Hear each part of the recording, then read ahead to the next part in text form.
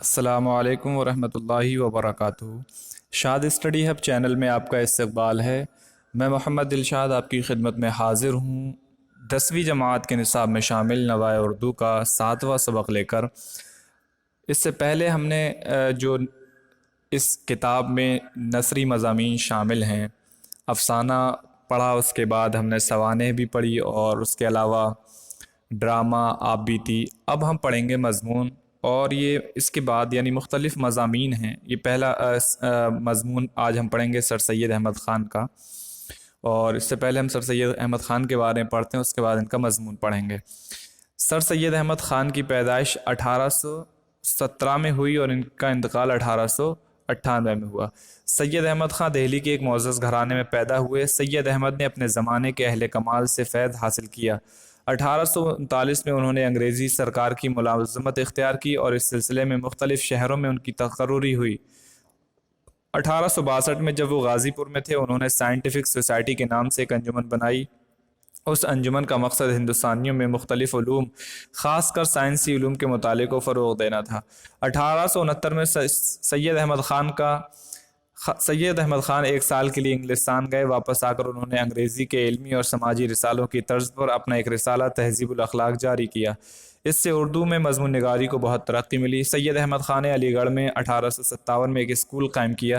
یہ اسکول 1878 میں Mohammedan Anglo oriental college اور پھر 1920 میں علی گڑھ مسلم یونیورسٹی کی شکل میں ہندوستان کا ایک نمایاں تعلیمی ادارہ بن گیا۔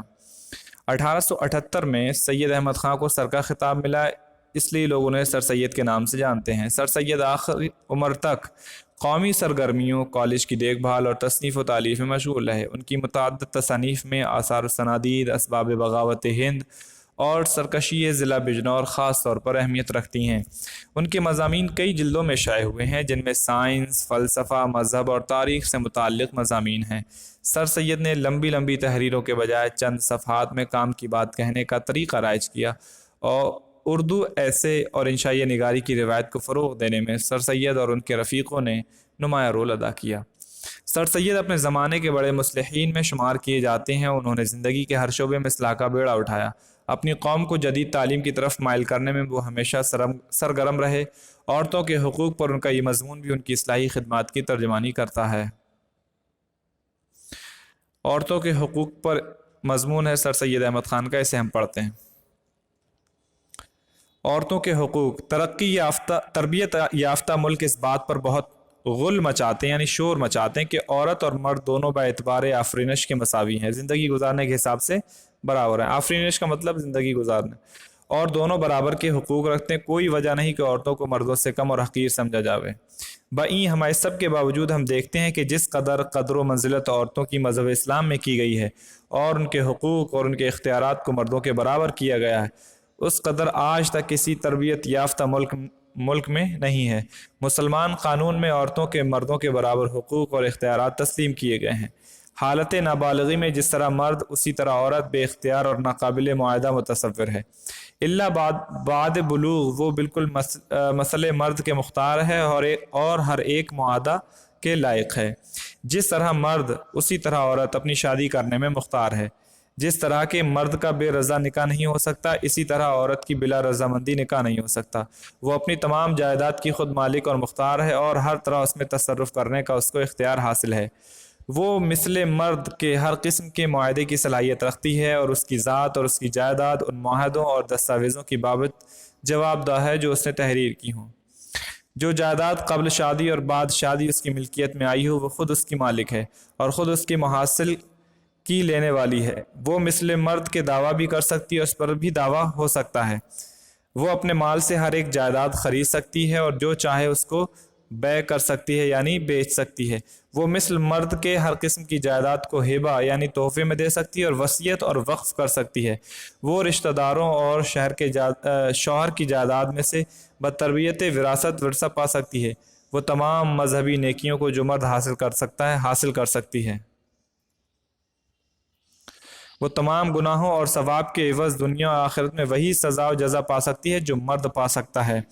اس مقام پر جو ہم کو بحث ہے وہ صرف مردوں کے عورتوں کے ساتھ حسن سلوک اور حسن معاشرت اور تواضع اور خاطرداری اور محبت اور پاس خاطر اور ان کی آسائش اور آرام اور خوشی اور فرحت کی طرف متوجہ ہونا ہے، اور ان کو ہر طرح پر خوش رکھنا، اور بعوض اس کے کہ عورتوں کو اپنا خدمت گزار تصور کریں، ان کو اپنا انیس اور جلیس اور رنج و راحت کا شریک، اور اپنے کو ان کی اور ان کو اپنی باعث مسرت اور تقویت کے سمجھنے پر بحث ہے۔ بلا شبہ جہاں تک کہ ہم کو معلوم ہے، تربیت یافتہ ملکوں میں عورتوں کے ساتھ یہ تمام مراتب بخوبی برتے جاتے ہیں، اور مسلمان ملکوں میں ویسے نہیں برتے جاتے، نعوذ باللہ منہا۔ مہذب قوموں نے باوجود یہ کہ ان کے یہاں کا قانون نسبت عورتوں کے نہایت ہی ناقص اور خراب تھا، اپنی عورتوں کی حالت کو نہایت اعلیٰ درجے کی ترقی پر پہنچایا ہے، اور مسلمانوں نے باوجود یہ کہ ان کا مذہبی قانون نسبت عورتوں کے اور ان کی حالت بہتری کے تمام دنیا کے قوانین سے بہتر اور عمدہ تھا، مگر انہوں نے اپنے نامہذب ہونے سے ایسا خراب برتاؤ عورتوں کے ساتھ اختیار کیا ہے جس کے سبب تمام قومیں ان کی حالت پر ہنستی ہیں، اور ہماری ذاتی برائیوں کے سبب اس وجہ سے کہ قوم ایک حالت پر ہے الا ماشاء اللہ اس قوم کے مذہب پر عیب لگاتی ہیں۔ بس اب یہ زمانہ نہیں کہ ہم ان باتوں کی غیرت نہ کریں اور اپنے چال چلن کو درست نہ کریں، اور جیسا کہ مذہب اسلام روشن ہے، خود اپنے چال چلن سے اس کی روشنی کا ثبوت لوگوں کو نہ دکھائیں۔ تلخیص، یعنی یہ تھوڑا لمبا تھا، یہ مضمون اس کی تلخیص کی گئی ہے، اس کو تھوڑا شارٹ کیا گیا ہے، سر سید احمد خان کا یہ مضمون ہے۔ اب اس میں ہم دیکھ لیں الفاظ معنی دیکھ لیں۔ لفظ معنی آفرینش یعنی پیدائش، بائی ہما ان سب کے باوجود، ان سب کے ہوتے ہوئے باوجود ان باتوں کے، اللہ اگر سوائے، معاہدہ کا مطلب ہوتا ہے سمجھوتا، باہم قول و قرار، متصور کا مطلب ہوتا ہے تصور کیا گیا، سوچا ہوا، جواب دہ یعنی ذمہ دار، باز پرس کے قابل، تصرف کا مطلب ہے خرچ استعمال، محاصل کا مطلب ہے محصول کی جمع، لگان، مالگزاری، نفع، بیع اس کا مطلب ہے فروخت یعنی بیچنا، اور ہبہ کرنا اس کا مطلب ہے عطا کرنا، وقف کرنا، بعوض اس کا مطلب ہے بدلے میں جواب میں، انیس کا مطلب ہے انس رکھنے والا، محبت کرنے والا دوست، جلیس ساتھ بیٹھنے والا ساتھی دوست، نعوذ باللہ منہا ہم اس سے خدا کی پناہ مانگتے ہیں۔ تقویت کا مطلب ہے طاقت و قوت، قوانین یہ قانون کی جمع، قاعدہ، دستور، ضابطہ کے معنی میں، مہذب اس کا معنی ہے تہذیب یافتہ۔ غور کرنے کی بات ہے اس مضمون میں سر سید نے عورتوں کے حقوق پر روشنی ڈالی ہے اور بتایا ہے کہ مذہب اسلام میں عورت اور مرد کو برابر کا درجہ دیا گیا ہے۔ سوالوں کے جواب لکھیے۔ یہاں پر کچھ سوالات ہیں۔ اسلام میں عورتوں کے کیا حقوق اور اختیارات دیے گئے ہیں؟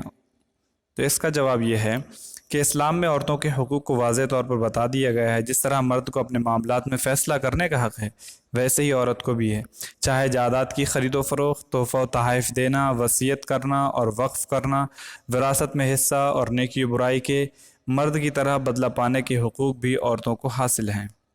سوال نمبر 2 ہے، تربیت یافتہ ملکوں میں عورتوں کے ساتھ کیا سلوک کیا جاتا ہے؟ جواب، وہاں عورتوں کو اعلیٰ تعلیم دی جاتی ہے اور اعلیٰ سے اعلیٰ ترقی کے مراحل طے کرنے میں مدد کی جاتی ہے، عورتوں کو ہر طرح کی آزادی فراہم کی جاتی ہے۔ سوال نمبر 3، مردوں کو عورتوں کے ساتھ کس طرح سلوک کرنا چاہیے؟ جواب، عورتوں کے ساتھ حسن سلوک اور حسن معاشرت اور تواضع اور خاطرداری کرنا، ان کے آرام و آسائش کی کوشش کرنا اور ان کی خوشی و فرحت کی طرف متوجہ ہونا اور ہر ممکن انہیں خوش رکھنے کی کوشش کرنا، اس طرح کا سلوک کرنا چاہیے۔ اب یہاں عملی کام دیکھ لیں۔ ہمارے ملک میں عورتوں کی حالت پر ایک مختصر مضمون لکھیے۔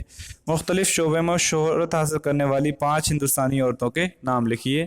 ایسی 5 ہندوستانی عورتیں جنہوں نے مختلف ڈیفرنٹ فیلڈز میں کیا کیا ہو، بڑا کام کیا ہو اور اپنی ایک امیج بنائی ہو۔ امید ہے یہ سبق آپ کو سمجھ میں آ گیا ہوگا، اور ایک یہ بات آپ لوگوں کے ساتھ شیئر کرنی تھی کہ کیونکہ یہ 10ویں جماعت کا سلیبس ہے، اس کو ہم بہت لائٹلی نہ لیں کہ صرف ہم صرف کوشچن آنسر تک لکھنے پر محدود ہو جائیں۔ اگر ہمیں سبق سمجھ نہیں آتا صحیح طریقے سے تو پھر ہم اپنا معاف ضمیر اس کے متعلق ادا نہیں کر سکتے، اور امتحانات میں کیونکہ ظاہر سی بات ہے کہ 10ویں جماعت کا سلیبس ہے، 10ویں جماعت کا لیول ہے، اس کے حساب سے جب امتحان میں سوالات آتے ہیں تو پھر بچوں کو تکلیف محسوس ہوتی ہے، طلبہ پریشانی کا شکار ہوتے ہیں۔